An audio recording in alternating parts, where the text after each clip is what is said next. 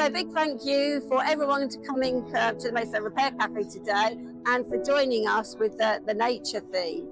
We've had some great organisations coming along today, so thank you to everyone and our lovely repairers as well.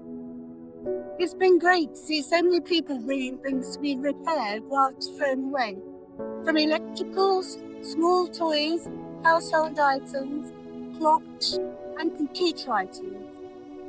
Our volunteer repairers have done a brilliant job today, fixing 115 items, representing 74% of the total number brought to the cafe.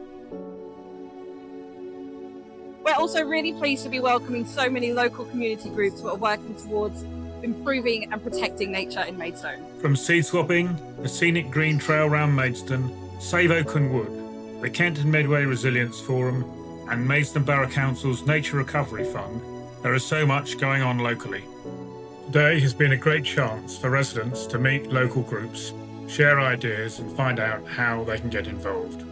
Events like this show just how much people in Maidstone care about reducing waste and looking after our natural environment.